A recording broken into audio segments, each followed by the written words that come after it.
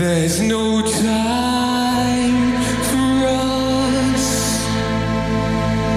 There's no place for us. In a turn of events that reignited debate across social media, Mickey Callisto's return to the Britain's Got Talent stage sparked both anticipation and skepticism.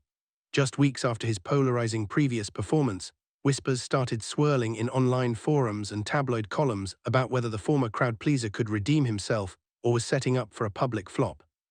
His fans defended him with fire, praising his boldness and style, but critics sharpened their claws, calling his return a desperate grasp for fame.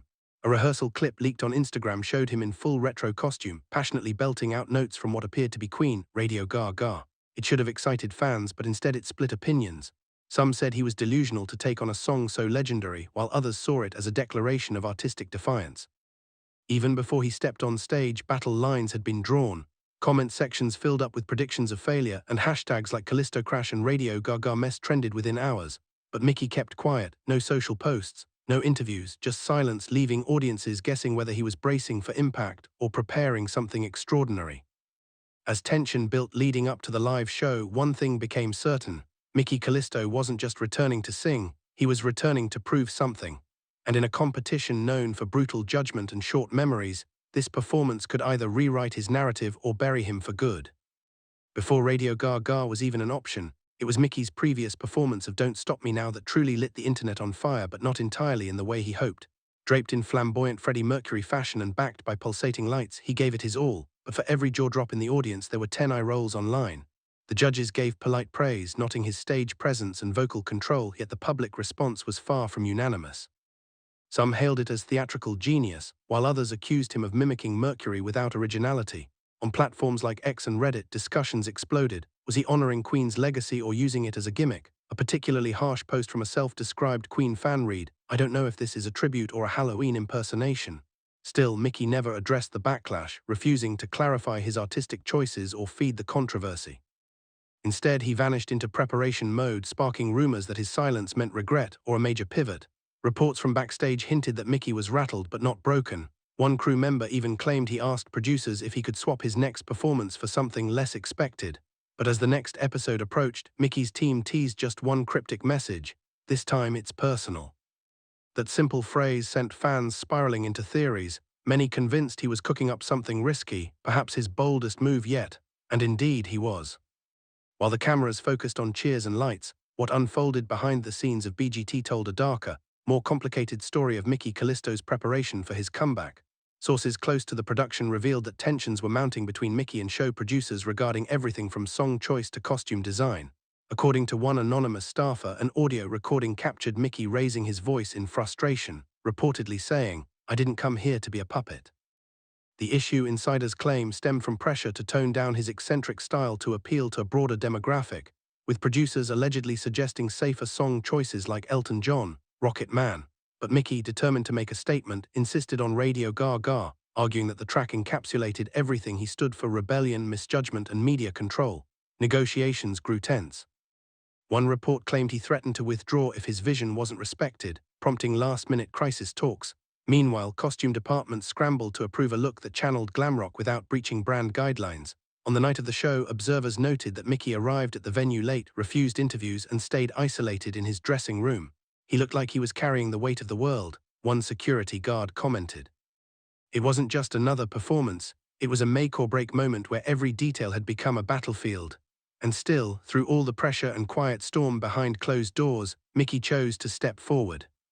Choosing to perform Radio Gaga wasn't just a musical decision, it was a calculated risk that many insiders labeled career-threatening. The song, written by Queen as both a tribute and critique of how media was evolving, isn't just vocally demanding, it's spiritually loaded. Mickey Callisto knew this. He knew that the moment he stepped onto the stage, every note would be compared to Freddie Mercury's original, and every gesture would be scrutinized as either homage or mockery. Yet, against the advice of multiple people in his corner, he pushed forward. Some say he was obsessed with proving he could rise to the occasion, others say he wanted to stir controversy to keep his name relevant. What's clear is that Mickey wasn't trying to play it safe, he wanted to send a message. During rehearsals, when challenged by a producer who asked, "Why this song?" Mickey reportedly responded, "Because it's about being misunderstood. It's about people mocking you until they hear the beat." That line resonated with many Backstage staff who, despite their skepticism, began rooting for him. And while the audience wouldn't hear that quote, they would feel it in the way Mickey carried himself on stage. This wasn't just about singing a famous song, it was a battle cry wrapped in synth-pop and nostalgia. He wasn't just performing Queen, he was defending his own artistic soul through it. When Mickey Callisto finally took the stage, the entire studio fell into a rare, anticipatory hush. Dressed in a shimmering, futuristic jumpsuit that echoed the style of Queen's iconic video, he stood motionless for a few seconds as the crowd held its collective breath. Then came the beat, those unmistakable opening synths of Radio Gaga, and with it an electricity that swept through the audience. What happened next felt like a shift in energy, not just a performance. Mickey didn't just sing, he commanded. Every hand gesture, every vocal bend, every theatrical expression seemed calculated not just for show but for meaning. And slowly, disbelief melted into awe. By the second chorus, the camera panned across judges whose usual poker faces began to crack into expressions of genuine surprise. Alesha Dixon whispered something to Amanda Holden, both nodding. Simon Cowell, notorious for keeping his reactions guarded, leaned forward, visibly intrigued. Backstage, crew members reportedly paused their duties just to watch the monitor. It wasn't perfect, Mickey's voice cracked slightly during a high note, but it was human, raw, and undeniably powerful. At the song's conclusion, there was a full beat of silence before the applause hit, louder than anyone expected. It wasn't just approval, it was a standing ovation steeped in redemption. Mickey didn't have to say a word, the performance spoke volumes. Continued in next message. Within minutes of Mickey Callisto's performance airing, the internet erupted in a frenzy that could only be described as digital whiplash.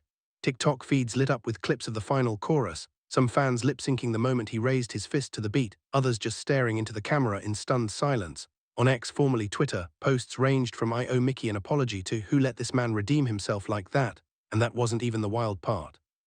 A comment thread from an earlier hater who once called Mickey a joke act began trending when they reversed course live, writing, "Okay, I'll eat my words, this was legendary." Even Instagram saw an outpouring of fan art, remix videos, and reaction compilations showing people crying, laughing, screaming. One video of a young viewer saying, "I don't know who Mickey is, but this made me feel something," went viral, gaining over 3 million views in 12 hours. Meanwhile, YouTube flooded with commentary breakdowns titled things like "Mickey Callisto, the comeback king," and "Why Radio Gaga was the smartest move ever." And as if that wasn't enough, fan accounts started sharing side-by-side comparisons of his old performances with this one, highlighting how his stage presence and emotional delivery had evolved. Even international fan bases, including Queen tribute communities in Brazil and Japan, chimed in with support, calling the act respectful, bold, and unforgettable.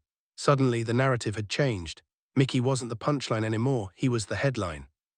While Simon Cowell's on-camera comments were unusually warm, praising Mickey's courage and showmanship, what happened after the lights dimmed revealed a much deeper story. According to multiple sources close to the production, Cowell approached Mickey backstage in a rare gesture of private respect, placing a hand on his shoulder and saying, "You've just rewritten your entire story." For someone as notoriously blunt as Simon, this wasn't just flattery, it was confirmation. A leaked clip captured by a crew member's phone and quickly removed from social media allegedly showed Simon turning to a senior producer and mouthing, "He's back in the game." Insider reports say Cowell later referenced Mickey in a production meeting about the show's finalists, calling his performance the kind of television we need more of. Some speculated that Simon even lobbied to shift Mickey's order in the running order of the grand finale to give him more visibility. Whether or not that's true, what's undeniable is that the backstage tone around Mickey changed overnight. Crew members who once rolled their eyes at his diva-like demands now nodded in quiet admiration. Even fellow contestants reportedly congratulated him with genuine warmth, one saying, "You raised the bar tonight." And for Mickey, who had felt ostracized just weeks earlier, the transformation in how he was treated behind the scenes might have meant more than the applause itself. He wasn't just seen, he was finally respected. As the dust settles from the Radio Gaga spectacle, one question now dominates every conversation across BGT forums, reaction videos, and even betting circles. Is Mickey Callisto suddenly the frontrunner to win the entire competition? Bookmakers who once listed him as a long shot have now slashed his odds, placing him in the top 3 contenders overnight. Social media polls show a dramatic shift in public sentiment, with fan pages campaigning for a Freddie Mercury medley in the finale. But as momentum builds, so does the pressure. Some insiders caution that Mickey's unpredictability could work against him, especially if he tries to outdo himself and crosses into theatrical excess. Others argue that his rawness is precisely what makes him compelling, and if he continues choosing songs that blend meaning with spectacle, he could capture both hearts and headlines. Meanwhile, tabloids have started digging into his personal life, hinting at a documentary in development and a rumored duet with another BGT finalist. Mickey himself has stayed mostly silent, only posting a cryptic Instagram story with a crown emoji and the words, "Let's see how loud the haters are now." Whether that's arrogance or confidence, fans are eating it up. And as producers begin crafting the final show's narrative, one thing is clear: Mickey Callisto has turned the tables. From the brink of irrelevance to center stage, his comeback isn't just about proving haters wrong, it's about proving to everyone, including himself, that he never needed to conform to win. He just needed the right song at the right moment, and that moment